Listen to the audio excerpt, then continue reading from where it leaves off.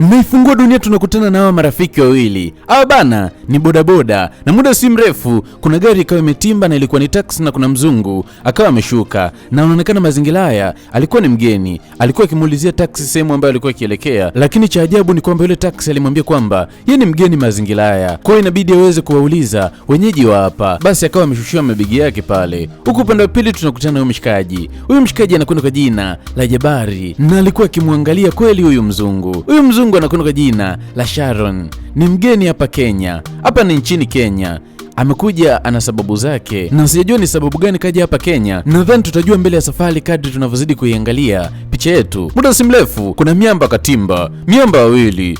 Mshikaji alikuwa akiwaangalia tu, na basi bidada akawa anauliza, samani, nilikuwa naulizia hii sehemu, vipi mnaweza mkawa mnaijua? Mshikaji akaiangalia, hapa mimi sipajui. Lakini mshikaji utokao uamini kwamba akaendelea kubaki na ile simu, hataki kurudisha. Vipi ni kanini haka? Kachukua begi la bidada, alafu tu ni tunini utu, mbona kama kuna tu vitu mu, niacheni begi langu jamani, niacheni vitu vyangu. Lakini utokao uamini ni kwamba miamba wakamnyang'anya bidada mabegi yote. Bidada akawa anapiga kelele huko anaita msaada. Basi yule mshikaji ambaye anaitwa Jabari ikabidi aanze kuwafukuza wale mangifi ambao walikuwa wamemwibia bidada, lakini mashikaji inaonekana wanazijua chocho vibaya mno, humu na humu, humu na humu. Bidada anafukuza kinoma noma, naye bidada alikuwa na mbio vibaya mno. Mshikaji ambaye anaitwa Jabari ilibidi endelee kuwafukuza, lakini mashikaji ikabidi waweze kupita njia ambayo wanajua pikipiki haiwezi kupita. Kwa maana hiyo, huo ndo ukawa mwisho wa Jabari kuendelea kuwafukuza. Ilibidi aishie hapa. Bidada alipagawa, alitamani aichukue pikipiki yeye aendelee kuwafukuza. Huwezi kuwapata, hatuwezi kutoboa. Jamani, kiukweli kuna kila kitu kule. Kuna pasipoti yangu, pesa zangu na kila kitu changu. Tafadhali, naomba unisaidie. Naomba tutoe tukawashtaki polisi. Lakini mshikaji alikuwa akigoma, hapana, siwezi kwenda. Kwa nini usiende? Kiukweli siwezi. Labda nitajaribu hata kukupeleka wewe tu, lakini mimi sitaongozana na wewe. Lakini wewe ndio shahidi wa hili tukio. Tafadhali, naomba tuondoke kituo cha polisi. Mshikaji aligoma, ila alimpa ofa bidada tu ya kumpeleka kituo cha polisi, ila hawezi kuongozana naye. Rafiki yake alikuwa akimshangilia tu kwa sababu mwanae kapata pisi ya kizungu. Kufika kituoni, twende wote, lakini mshikaji aligoma kata. Hawezi kuongozana na bidada. Kwa nini sasa? Wewe ndio shahidi wa hili tukio. Kwa nini usiingie? Lakini mshikaji akasema niache kama nilivyo, alafu mwamba akawa anajichenga.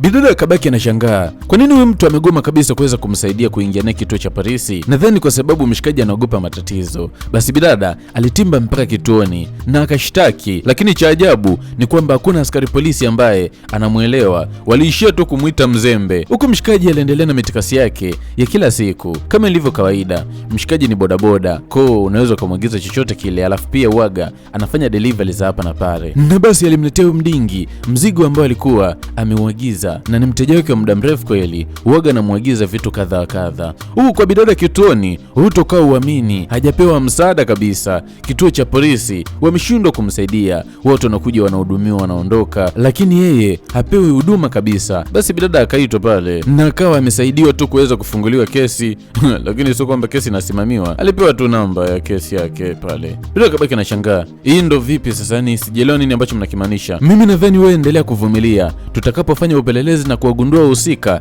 basi tutakupigia, tutakutafuta. Bidada kana anajiuliza, hasa mtanitafuta, mtanipigia, mna namba zangu, mnajua pa kunikuta. Bidada akaona hii kesi ishakuwa ngumu, akaona ni vyema tu aondoke, lakini ataenda wapi? Alishia tu kulandalanda hapa kituo cha polisi kwa sababu anako kwenda ni mgeni hapa Kenya, na amekuja Kenya kwa sababu ya kuonana na mchumba wake. Lakini cha ajabu ameishia kuibiwa tu. Yule mshikaji ambaye anaitwa Jabari alikuwa akirudi zake maskani na akapita nje ile ya kituo cha polisi, akashangaa kumwona huyu binti.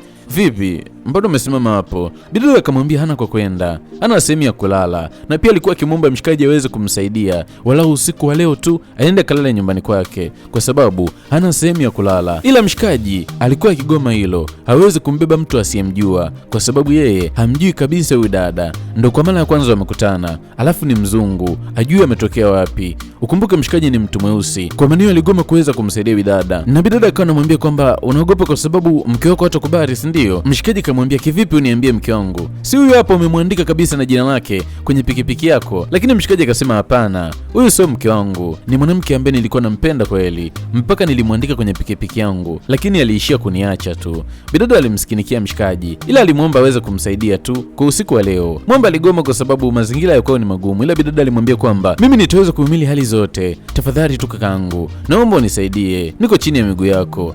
Basi mshikaji alikuwa na namna, ikabidi aweze kumsaidia kumsaidia bidada ambaye anakwenda kwa jina la Charlotte aweze kumpeleka nyumbani kwake walao tu usiku wa leo tu aweze kumsaidia. Na basi mshikaji kampatia rementi pale mdogo mdogo, wakawa wanajichenga, na muda si mrefu, dakika si nyingi, walifika mpaka maskani kwa mshikaji ambaye anakwenda kwa jina la Jabari. Basi bidada mdogo mdogo akawa anashuka. Ni mazingira ambayo kidogo ni ya kimaskini, yani nyumbani kwa kina Jabari ni pangu pakavu tia mchuzi, yani ni familia maskini. Mshikaji anakotokea ni maskini kweli. Bidada alikuwa akishangaa mazingira tu, kama unavyojua tena huyu ni mtoto wa kizungu, lazima maisha yao ni super. Kufika mpaka ndani utoka uamini, mshikaji anaishi na familia yake, anaishi na bibi yake na wadogo zake watatu, wawili mapacha na mmoja sio pacha. Na basi akawa anawatambulisha mgeni, ila mgeni mwenyewe hamjui hata jina. Naona umetuletea mzungu hapa, ni nani huyo? Unaweza kutuambia ni nani huyo? Mshikaji anajingatangata, mtu mwenyewe hamjui hata jina. Kelele nawe.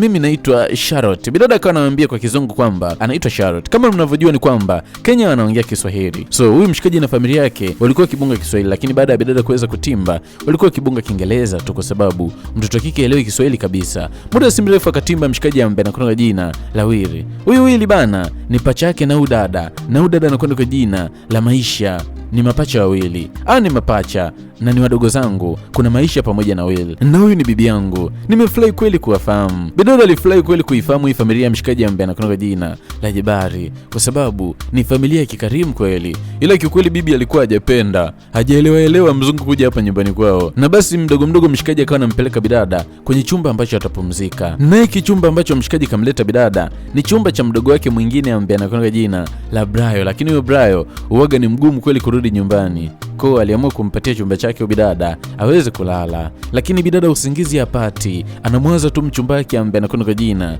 la Arthur. Ni mwanaume ambaye anampenda kinoma noma na ni mzungu mwenzake. Huyo mchumba wake bana ana rafiki yake anamiliki hoteli kubwa kweli, na huyo rafiki yake anakwenda kwa jina la Rodizo, ni rafiki mkubwa kweli wa mchumba wake. Bidada alikuwa akifikiria atampata wapi mchumba wake, ni wapi huko ambako atampata. Basi bidada akawa na lala zake pale. Muda si mrefu toka uamini, ni kama bahati mbaya mshikaji ambaye anaitwa Brayo alirudi maskani leo. Imezoeleka uaga arudi, na ndio maana chumba chake kapewa bidada. Ila bidada akashuka kwamba kama kuna mwanaume ameingia, lakini akajua ni yule mshikaji ambaye anaitwa Jabari. Bidada akawa anawaza, mbona kama ananigeukia, anataka kuninjunja? Ni mshikaji naye alihisi uwepo wa mwanamke bana, ikabidi aweze kumkumbatia bidada, lakini bidada akagundua kwamba huyu sio Jabari bana, sio mwanaume alimleta. Alimpiga kipepsi pale. Wewe nini mbona tunashikana? Kila mtu akabaki anashangaa. Kila mtu anabaki anamshangaa mwenzake. Wewe ni nani tena na umetimbaje kwenye kitanda changu? Nini ambacho kimekuleta hapa? Basi muda si mrefu bibi akawa ametimba. Basi ikabidi aweze kumuelezea mshikaji ambaye anakwenda jina la Brayo kwamba huyu hapa ni mgeni wa mshikaji ambaye anakwenda jina la Jabari, lakini alikuwa amelala kwenye kitanda cha mshikaji ambaye anakwenda jina la Brayo. Unajua ni familia maskini kwa mmoja analala juu, mwingine chini, mwingine juu yake, hivyo hivyo. Basi bidada ambaye anakwenda jina la Charlotte ikabidi aweze kuazima simu ya huyu mshikaji ambaye anakwenda jina la Brayo, kwa sababu alikuwa akihitaji kuweza kumpigia mwamba ambaye anakwenda jina la Jamari, kwa sababu mshikaji alikuwa amewahi asubuhi sana kazini.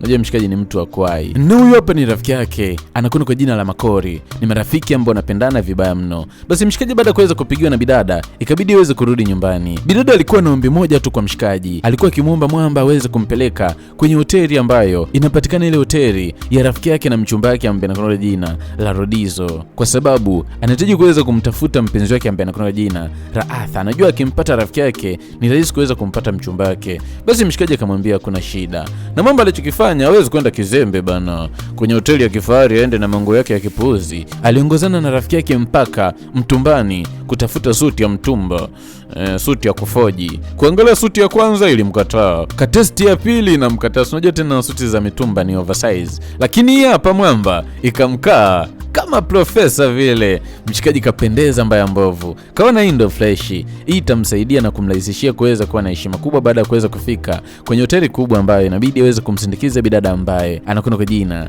la Charlotte. Na huko nyumbani utoka uamini, Charlotte aliletewa zawadi na mshikaji ambaye anakwenda kwa jina la Brayo. Jamani, asante, nitakulipa hata kama ni miaka mingi eti, ila nitakulipa kwa hii fadhila ambayo umenifanyia. Wewe vaa hiyo upendeze, ila naomba usisahau kunitafutia na mimi kamchumba kijumba kwa kizungu. Mwamba hajaleta zawadi bure, na huko mshikaji ambaye anakwenda kwa jina la Jabari ndo alitimba kuja kumchukua bidada kwa sababu ya kuweza kumpeleka kwenye hoteli. Kibidada kilipendeza vibaya mno. Unajua bidada ni mzungu lakini ni mzuri. Unajua wazungu wengi kwanza hawana nyashi wabaya nini, lakini bidada ambaye anakwenda kwa jina la Charlotte ni mlembo mcheki, lakini si jirani kamuona utoka uamini, akawa anamfuata, wewe jamani umevaa gauni langu.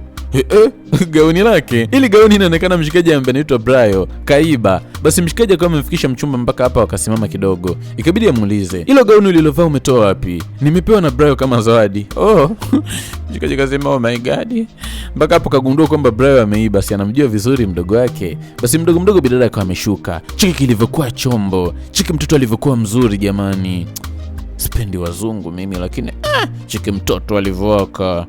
Wewe mimi naenda Kenya, mimi nikatafute mtoto wa kizungu mzuri kama bidada ambaye anakuwa jina la Charlotte. Na basi walizama mpaka kwenye hoteli na walizungumza na mtu wa mapokezi, wakamuomba aweze kuonana na bosi, yani mmiliki wa hiyo hoteli. Basi mshikaji akamwambia kuna shida. Basi bidada akawa amesit pale pamoja na mshikaji ambaye anakuwa jina la Jabari, ili mradi kuweza kumsubiri huyo mmiliki wa hiyo hoteli. Basi bidada akamwambia tuangalie chochote ambacho kinakufaa tunavyomsubiri hapa.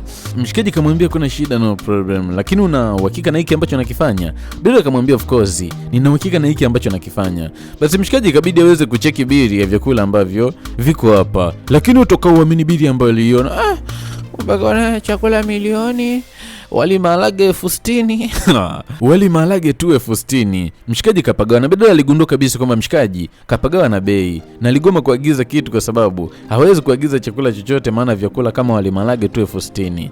Bidada akamwambia usijali, agiza chochote kwa sababu mwenye hoteli ni rafiki wa mchumba wangu, ko be free. Mshikaji akasema hakuna shida. Basi wakaagiza wine pale, wakaagiza vitu vizuri, ni vidogo hivyo, lakini vina bei ghali kinoma. Unakuta kabili tu ambako wamekula hapo ni zaidi ya 700,000. Basi mdogo wakawa wanakula huku wanakunywa huku wanapiga story 2-3. Mshikaji sijui ana manini hayo, sijui makomwe kichwani hayo. Muda si mrefu mshikaji akatimba. Bidada kamkumbatia kwa furaha kubwa kweli. Jamani, nimefurahi kukuona shemeji yangu, lakini utoka uamini ni kwamba Mwamba akawa anajifanya mjui. Huyu hapa ni rafiki yangu anaitwa Jabari. Sikuelewi wewe ni nani kwa sababu ndo kwa mara kwanza nakuona. Tafadhali nieleweshe vizuri. Jamani, mimi ni Charlotte, mchumba wa rafiki yako, na hii ni pete. Jamani, mimi sikutambui, sikujui, utoka uamini. Mshikaji alimkana mara 3 kama ambavyo Petro alimkana Yesu. Mshikaji alimkataa kata. Bila akaona hii michezo hii. Akaona hii ni michezo. Akaona usinitanie bana. Wewe kwa unitambui kabisa. Unijui mimi ni nani?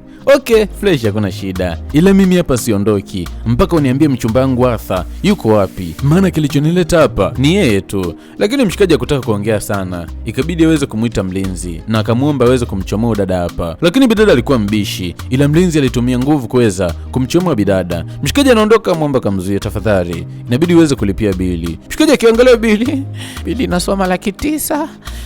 Ngoja nikaongee na simu. Basi mshikaji ikabidi aweze kuelekea zake bafuni kwenda kuongea na simu. Alikuwa akichekecha kwa wana waweze kumwazima kiasi chochote kwa sababu amesha yakanyaga kala mla mmoja tu ambao ni 900,000. Anaitoa wapi mshikaji? Sio maisha yake, ana maisha magumu. Mwamba alipiga simu za hapa na pale, kachanganyikiwa. Muda si mrefu mlango ukafunguliwa. Alikuwa ni yule bosi. Alimwambia tu nimekusamea bili, ila nakuomba usije ukakanyaga tena hapa, alafu kaa mbali na yule binti. Jichenge mpuzi. Kajua tu mshikaji hawezi kulipa bili, kwa kamtimua. Mwamba aliondoka akiwa na hasira vibaya mno, kama mwanaume kadhalilika, lakini hakutaka kuongea kitu. Ikabidi aweze kuvunga tu. Kampatia elementi bidada ambaye anakwenda kwa jina la Charlotte. Wakawa wanaondoka. Na alimleta mpaka hapa juu ya ghorofa kubwa. Hapa ni wapi kwani? Hili ndo eneo pekee ambalo uoga nalitumia kuweza kutuliza stress zangu, kuifanya akili yangu iweze kuwa sawa pale ambapo nitakuwa na huzuni kali. Na alichokifanya mshikaji, akampatia bidada koti kwa sababu hapa juu kulikuwa na baridi kweli.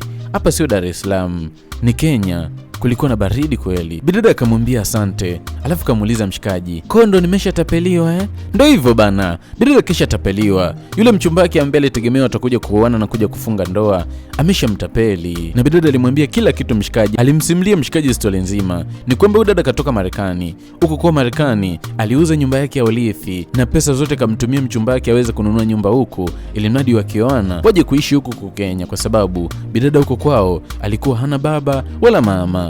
wazazi wote walikuwa wameshafariki. Kwa alitaka tu aje kuishi na mchumba wake hapa Kenya. Basi mshikaji alimchukua mtoto wa kike na kurudi zake maskani. Utoka uamini, yule bishangazi ambaye nguo yake iliibiwa alisimama pale akiwa moto vibaya mno. Ninachokitaka ni nguo yangu tu, sasa hivi kavue.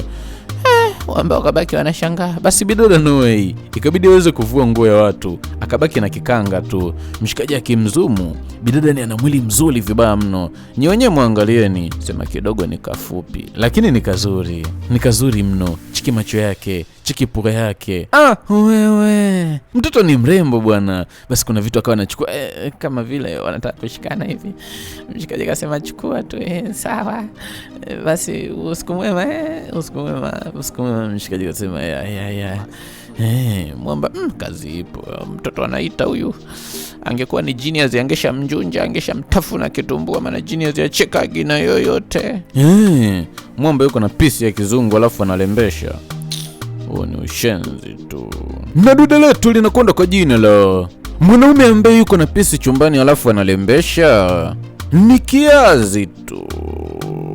Najua bado hujasubscribe YouTube channel yangu. Tafadhali naomba ufanye hivi kwa sababu hii ni channel yangu mpya. Kuna watu wanaulizaga kwamba ni wapi nitapata movie za genius kila siku mpya. Basi kuanzia leo hapa ndo utakuwa ukipata movie zangu mpya kila itwapo leo. Tafadhali chini ya video hii upande wa kulia kuna maandishi yameandikwa neno subscribe. Bofya hayo maandishi, yatakusaidia uwe ni mtu wa kwanza kupata movie zangu kila itwapo leo. Shabiki ambaye hataki kusubscribe YouTube channel yangu, jamani ya subscribe hapo basi. Basi bana, bidada aliweza kubadilisha nguo. Sasa hivi yuko okay, yuko sawa. Kavaa nguo yake ya kila siku. Ana nguo moja tu kwa sababu mizigo yake yote ilikuwa tayari imeshaibiwa. Basi mdogo mshikaji kabidi aweze kumsogelea mtoto wa kike. Na wakawa wanapiga story mbili tatu. Mwamba alikuwa akihitaji kuweza kumtoa upweke bidada kwa sababu siku leo alikuwa hayuko vizuri kabisa. Maana kagundua kwamba mchumba wake alikuwa amemtapeli. Basi siku hiyo mshikaji alikuwa akimpigia story. Kama unavyojua ni kwamba Mwamba kachangamka kweli. Alimpa bidada mastori, alimfurahisha, alimchekesha. Bidada alikuwa happy kinoma noma na bidada alipitiwa na usingizi. Basi mshikaji alikuwa akimfunika na kumjari kweli. Lakini ilivyofika asubuhi na mapema, utoka uamini, Martha aliona bili. Yaani bili ndo mwanangu kailipa 900,000. Hichi kibinti kitamfilisi mwanetu 900,000. Pesa yote hii tutakifukuza hapa nyumbani, kitamfanya mwanetu awe maskini. Basi bidada alileta chakula ambacho alikuwa amepika. Yaani unapikaje hivyo chakula? Sikia nikwambie kitu kimoja, tumesha kuchoka, utatufilisi, inabidi uondoke hapa. Wewe unapikaje nyama siku ambayo sio ya kupika nyama? Nyama ilitakiwa tupike jana, unatumalizia pesa zetu. Bidada alijisikia vibaya, ikabidi awaambie samani. Wakabaki wanashangaa. Unajua walikuwa wakimsema kwa Kiswahili. Walijua bidada haelewi. Kumbe bidada anajua Kiswahili. Mimi najua Kiswahili, tena nakijua vizuri sana tu. Najua mlikuwa mnanisema kama ni kuondoka, mimi nitaondoka. Alafu hiyo bili akulipa, alisamewa. Kama mmenichoka hapa, mimi nitaondoka. Kila mtu kabaki anashangaa. Kumbe bidada mzungu anajua vizuri Kiswahili. Na alikuwa akiwashangaa kwa sababu anaanzaje kuja kuishi sehemu ambayo hajui lugha yao. Alipenda kuja kuishi Kenya kwa sababu anakijua Kiswahili. Unajua bana, ukimwona mzungu amekuja Tanzania na ana plan ya kuja kuhamia hapa, hawezi kuhamia bila kujifunza lugha ya hapa. Kwa bidada ambaye anakwenda kwa jina la Charlotte, alikuwa tayari ameshajifunza lugha ya Kiswahili. Kwa kuna namna anakijua hivyo. Kwa walivyokuwa wakimteta na kumsema kwamba sijui anawamalizia vyakula, sijui anawamalizia mtoto wao pesa, sijui anawafirisi. Kwa kila kitu alikuwa amesikia. Na akamwambia kwa kuwa sina cha kupoteza na sina cha kukichukua humu ndani, mimi naondoka kwenye nyumba yenu. Basi bidada akawa anajichenga. Blayo akasema Jabari akijua huyu mzungu wake ameondoka, tumemfukuza, atatuua. Basi walichokifanya ikabidi wamuai chapuchapu bidada asije akaondoka, kwa sababu Jabari akiligundua hilo ni lazima atawakiri. Ikabidi aweze kumfuata. Tafadhali na wewe, mbona unakuwa hivyo? Simama basi. Mbona unaondoka hivyo? Mbona kila silesi hivyo? Utaki kuondoka bana, si atatua. Ndio Jabari atatua, tafadhali usiondoke. Ikabidi aweze kumbembeleza bidada asiondoke, na tutakusaidia kuweza kumpata wewe mchumba wako Arthur. Ndugu yangu hapa ni IT. Tutapambana tutampata. Ndio tutapambana tutampata. Lil? Okay, hakuna shida. Ila mnikome, najua Kiswahili. Okay, hakuna shida, tutakuteta tena. Bidada anajua Kiswahili bana, so namteta. Hata mimi kuna rafiki yangu hivi ni mzungu, tukikaaga naye nikiamua kumteta na wanangu tunamteta tu. Basi bana, ikabidi ikabidi bidada pamoja na washikaji waweze kusaidiana kuweza kujua kwamba mwamba ambaye anaitwa Arthur yuko sehemu gani. Waliipata nyumba ambayo Arthur alikuwa akiishi, na bidada alikuja na mshikaji ambaye anakuwa jina la Jabari. Bidada alishuka akiwa na hasira vibaya mno, kwa sababu hii ni nyumba yake, kanunua kwa pesa yake. Hata hii gari ni ya kwangu, alininunulisha hii gari. Hata hii nyumba alininunulisha. Mshikaji alitumia pesa za bidada kununua hii nyumba na gari. Hata hii kapeti mimi ndo nilisuggest iweze kukaa hapa. Huyu mwanaume mshenzi kweli. Basi bidada akawa anagonga akiwa na hasira vibaya mno. Muda si mrefu mshikaji akafungua. Anabaki anachangaa. Jamani Arthur. Ndo huyu hapa mwanaume ambaye alikuwa akimzungumzia mzungu wako. Vipi baby? Nini tena hapa? Mbona umekuja bila taarifa? Bila taarifa? Kwani si ulikuwa unajua ujio wangu? Nilikuwa najua, lakini nilijua hujaondoka kwa sababu nilikuta simu yako haipatikani. Kimya. Kwa nini usinitafute sasa? Yaani ukuniulizia hata popote, hujafanya chochote na kutafuta kwenye simu yako haipatikani. Rafiki yako nimeenda kwenye hoteli yake, lakini mwisho siku kaishia kunifukuza tu. Tusiongelee nje. Tuongelee ndani, lakini mshikaji kamzuia. Muongelee ndani na nani? Hapa kuhusu tena sasa hivi. Mimi nina mtu mwingine bana. Kivipi? Unamaanisha nini? Kwamba na umenitapeli, si ndio? Kwani wewe ndo utakuwa kwanza kutapeliwa? Wewe sio mtu wa kwanza. Basi mshikaji alichokifanya akaita Wamba bila kuangalia ni zile njembe ambazo zilimwibia. Kumbe ni wewe, si ndio? Kweli mimi ni mjinga. Kumbe ni wewe uliwatuma waje waniibie kila kitu ili mradi nipotelee kusikojulikana, si ndio? Bidada kavua pete kamtupia mshikaji. Jamani watu wenu toa nje hawa. Basi utokao uamini miamba. Wakawa namtoa bidada ambaye anakondoka jina la Charlotte pamoja na mshikaji ambaye anaitwa Jabari. Bidada akaona usintani, akachukua lile kapeti lake akaanza kukimbia nalo, maana kalinunuaga yeye ili. Basi mwamba akawa anamfukuzia tu bidada ambaye anakondoka jina la Charlotte. Charlotte akaona usintanie, ikabidi aje kituo cha polisi kwenda kushtaki hilo, lakini hakuna polisi wa kumsaidia kwa sababu hana ushahidi wa kutosha, na polisi ni ngumu kabisa kuweza kumpeleleza mzungu wakati hawana ushahidi wa kutosha. Inaweza ikaleta shida kati ya taifa lao na taifa lakini huyo mzungu. Charlotte alitoka akiwa na hasira vibaya mno, kampatia mshikaji kile kikapeti, alafu kachukua elementi kamwambia mshikaji tu, tafadhali naomba nipeleke sehemu ambayo naweza nikatuliza sisi zangu, sehemu ambayo naweza nikapata moja moto moja baridi. Bidada alichokifanya ikabidi aje kunywa pombe kali, kwa sababu aligundua kabisa kwamba yeye kwa sasa hivi ni nothing. Ila mshikaji alimsapoti na yeye alikuwa akinywa pamoja na bidada ambaye anakwenda kwa jina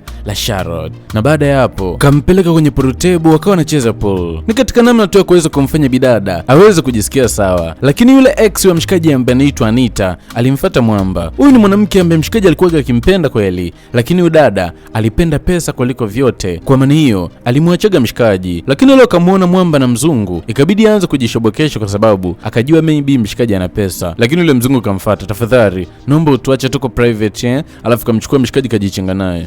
Bila kuona shit, come on. Bila kamchukua mshikaji alafu kamleta kwa hapa kwenye music bana, waweze kucheza. Na ex wake alikuwa akitazama kila kitu ex wake na mshikaji ambaye anakuwa kwa jina la Jabari, na bidada kama zawadia mshikaji zawadi ya kisi, zawadi ya busu, tena busu takatifu, zawadi ya mate, na mshikaji sikanogewa, maana juisi ya miwa ya bidada ilikuwa ni tamu kinoma noma. Bidada kambalikia mshikaji juisi ya miwa. Basi bana wakaona pale hapatoshi, wakarudi mpaka maskani, lakini hapo walipo kila mtu ana upwilu. Bidada anaamna mshikaji na mshikaji ndo hivyo hawataki kuchelewesha. Unajua bana, mapenzi ya kizungu ni matamu kweli. Siku hiyo bidada anataka kitu, mshikaji katandika pale, kaweka vitu sawa, kaka kigodoro fulani, alafu kamsogelea mtoto wa kike. Bidada anamshika, hii rangi yako wewe unaonekana una kitu wewe kaka wewe.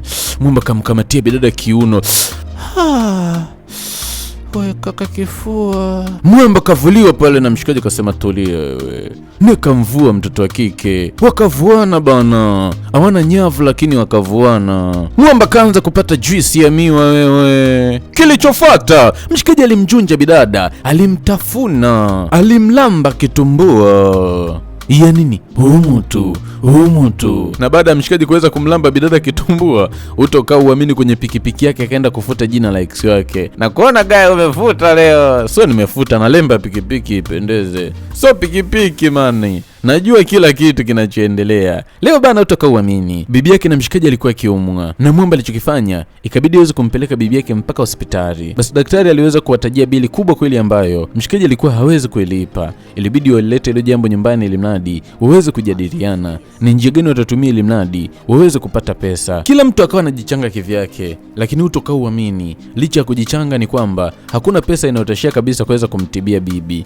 Mshikaji kabidi aweze kujichenga kwenda kutafuta chochote kitu. Mshikaji alivyojichenga, bidada akamwambia, nina wazo, inabidi muweze kunisaidia. Wazo lenyewe ni hili hapa. Brother alikuja kuleta kadi ya mwaliko kwa yule mshikaji ambaye anakwenda jina la Arthur, na mwaliko ulikuwa ni kwenye hiyo hoteli. Mshikaji anatimba na kuta aliyemwalika ni Charlotte. Alitaka kujichenga lakini bidada akamzuia, tafadhali naomba tuongee tu kwa wema na kuomba. Basi mshikaji akasema okay, hakuna shida. Kachukua simu zake kaziweka pembeni. Si unahitaji kinywaji? Ndio nahitaji. Bidada akamuita mhudumu. Mhudumu ni mdogo wake na mshikaji ambaye anakwenda jina la Jabari. Huko upande wa pili mdogo wake na mshikaji mwingine yuko na bosi mmiliki wa hiyo hoteli. Alikuwa akimuuzia pweza. Ili ndio inaonekana ndio game ambalo bidada anahitaji kuweza kulicheza hapa. Bidada akachukua simu za huyu mwamba alafu kaondoka nazo bila mwamba kujua. Mdogo akawa anapiga story huku anaendelea kupata moja moto, moja baridi. Tafadhali fanya chapchapu, hatuna muda wa kuupoteza, inabidi uwe speedy. Mshikaji akasema hakuna shida. Muda si mrefu mwamba ambaye anaitwa Jabari alikuwa anapita, akashangaa kumuona bidada ambaye anaitwa Charlotte yuko hapa ndani. Basi mwamba ikabidi aweze kutimba kwa sababu hakutegemea kumuona bidada akiwa na huyu tena. Vipi tena? Huyu mpumbavu unafanya naye nini tena? Nini ambacho nakifanya? Kivipi mpumbavu mimi? Na huyu ni nani? Huyu ni dereva wangu tu, dereva Toyo waga ananibebaga. Mshikaji akabaki anajangaa. Kwa hiyo mimi unanitambulisha dereva Toyo? Mwamba kuguka pembeni, anamuona mdogo wake. Na unafanya nini hapa? Nini ambacho mnakifanya? Maana mshikaji ambaye anaitwa Jabari alikuwa ajui game ambayo linaendelea hapa. Basi mdogo mtu akatimba, tafadhali naomba uondoke, brother kasharibu kila kitu. Lakini upacha mtu alikuwa ameshamaliza mchezo mzima. Basi wakasanuliwa wote, inabidi waweze kuondoka. Huku Arthur alikuwa naye anahitaji kuweza kujichenga. Tafadhali inabidi uwe muungwana hata kidogo. Uweze kunitapeli mali ambazo ni za urithi, mali za wazazi wangu. Ule ndio urithi pekee kwa upande wangu. Sikia nikwambie kitu kimoja, naomba ukae mbali na mimi we malaya. Mwamba alimgonga ngumi. Wewe pumbavu nini? Unamhitaji malaya? Mshikaji akaona wewe ngumi za Afrika zinauma mpaka nimesahau simu zangu. Kachukua simu zake mdogo akawa anajichenga, lakini alikuwa hajajua kabisa kwamba simu zake zilikuwa zimechezewa. Jabari alipaniki vibaya mno. Akupenda hii michezo ambayo bidada alikuwa akiicheza hapa. Mwamba alikasirika vibaya mno kwa sababu hii ni michezo ya hatari kinoma noma. Huyu mwamba naye akaona game limeshaharibika. Nakuchukia we mpumbavu, na mwisho wako unakuja. Na wewe pia ni mshenzi. Bidada katukana wote mpaka wahudumu ndani. Shika pweza yako nakuja. Shika.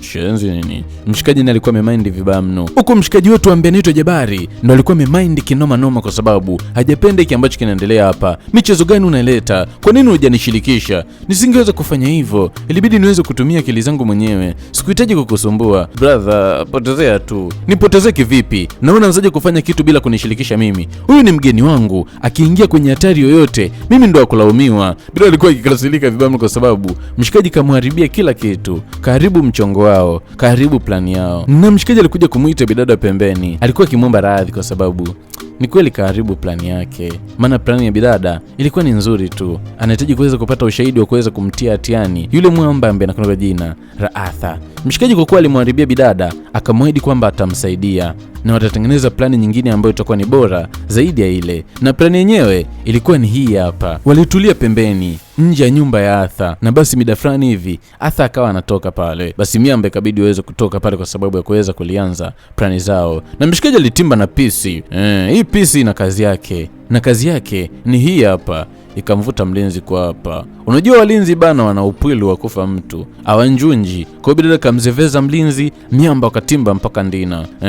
Wakafanya utukutu pale, mlango ukavunjwa. Basi miamba wakatimba mpaka ndina. Na kilicholeta hapa ni kuweza kutafuta ushahidi, wakahakikisha kwamba wanaweza kumtia hatiani yule mshikaji ambaye anakwenda jina la Arthur. Kufika ndani, mshikaji ana picha za watu wengi, kawapiga matukio watu wengi sana, na anapiga matukio zaidi na zaidi, na bado kuna matukio yanaendelea kuyapiga. Bidada ndo alikutana na mabegi yake yote ambayo alikuwa ameibiwa kule.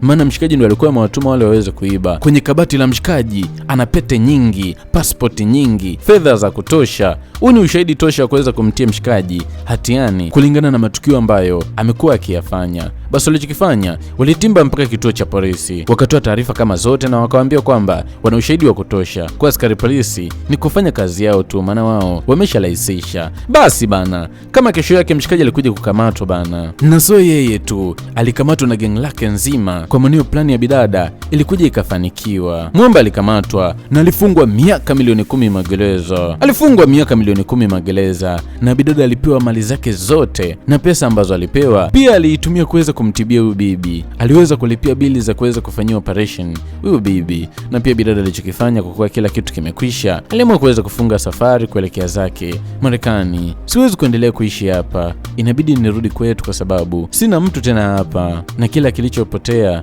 nimeshakirudisha, ila nitawakumbuka nyinyi nyote, naombeni mbaki salama. Lakini bidada anaaga, ila kama anaaga hataki kwenda, lakini anataka kama hataki kufika nje bado, kama anataka hataki, lakini no way, inabidi arudi kwao kwa sababu hapa sio kwao. Aliomba hifadhi tu, na kwa kuwa lengo lake la kuja huku limeshindikana na kila kitu ambacho alikipoteza amekipata, ana la ziada tena kuendelea kuishi hapa. Huku ndani watu wote wanamtazama mshikaji ambaye anakuwa jina la Jabari. Mwamba kashtukia, kila mtu anamwangalia kwa jicho baya vibaya mno. Vipi, mbona mnaniangalia hivyo? Mbona mnaniangalia hivyo? Hivyo kaka ni mpumbavu au wewe ni domonzege au wewe ni nyoka kibisa? Kwa nini unamwacha aende? Wewe ni upumbavu, ni ushamba huo unaofanya. Ndio brother, unazingua bwana, huo ni ushamba. Unamwachaje mtoto wa kizungu, toto la kizungu kabisa, unaliacha liende? Mshikaji kaona mbona kama kweli. Jamani, mbona kama kweli? Jamani, ngoja mimi ni muai twenza wote, so lazima aende peke yake. Miamba ikabidi aweze kumsindikiza brother. Ni lazima akamzuia mtoto wa kike bwana, wewe shanzi nini? Wadogo zake wakapanda mpaka kwenye toyo. Mchaka. Bidada alikuwa zake mwawei, anaelekea zake Marekani eti, lakini analia. Tayari kesha mpenda mshikaji ambaye anakuwa jina la Jabari, alafu anamwacha. Miamba pikipiki kazima. Kama uchaweni vitu vinazimika kwenye mambo muhimu. Mshikaji kabidi aweze kumpigia rafiki yake anakwenda kwa jina la Makori aweze kumletea toyo yake. Basi mshikaji ikabidi aweze kufanya hivyo. Mwamba ana muda wa kuupoteza, anawahi airport kabla bidada hajafika au ameshamuai. Kivipi mtoto aondoke? Mtoto mzuri wa kizungu, na siku leo kulikuwa na bonge la foreni. Ni kama bahati kwao kwa sababu hii foreni imeweza kuwasaidia. Bila kugeuka na shangaa wamba wametimba. Kuna kitu umesahau. Bila kabaki na shangaa. Vipi, nimesahau nini tena? Nimesahau lile gauni langu? Hapana, sio gauni lako. Umetusahau sisi hapa. Sisi hapa ndo umetusahau. Basi wamba akawa anashuka, bidada naye akashuka. Uweze kuondoka ukatuacha peke yetu. Mshikaji kamfuata, tafadhali naomba usiende. Moyo wangu mimi na mwili wangu vinakutaka wewe, hata mimi kikweli naenda tu, lakini moyo wangu umebaki na wewe hapo. Sasa kama unajua moyo wangu nimebaki nao mimi, kwa nini uende? Bila akamwambia siwezi kwenda. Naenda mwili tu, lakini moyo unao wewe. Wewe. Mwamba akawa anapata juice ya mio kwa bidada ambaye anakuwa jina la Charlotte. Kikweli siwezi kuishi bila wewe. Bidada akawa anamkumbatia Mwamba, na ilikuwa ni furaha kubwa kinoma noma. Bidada alikuja kuishi kwenye ile nyumba ambayo alikuwa ameinunua kwa maneno alikaili kuiuza, akaamua kuishi mwenyewe hapa. Na utoka uamini, mshikaji alikuja kumzalisha bidada na alikuja kuzali toto la kizungu na akaliita Genius. Wewe huwa nalipenda jina langu. Mimi ni jina sauti ya Nang'ata, jina sauti ya Simba. Kuna watu wengi wamekuwa wakiniuliza kwamba Genius, hivi yule msanii wako kamba The Doni hajatoa wimbo mpya? Habari ni kwamba ametoa wimbo mpya, na unajua unaitwaje? Unaitwa Nyeti. Na kwenye wimbo huu amepinga bana, hataki nyeti zake zichezewe. Na kama na wewe hautaki nyeti zako zichezewe, basi fanya kitu kimoja, ingia YouTube upande wa kusachi, na utasachi utaandika Kamba The Doni, na utaiona ngoma kama ambavyo inaonekana kwenye skrini yako hapo. Na kitu cha kufanya ni kitu kimoja tu, naomba ukaisikilize hii nyimbo kwa makini mwanzo mpaka mwisho, alafu utakomenti hapo msanii anajua au ni uvivu tu wa kufanya kazi ngumu.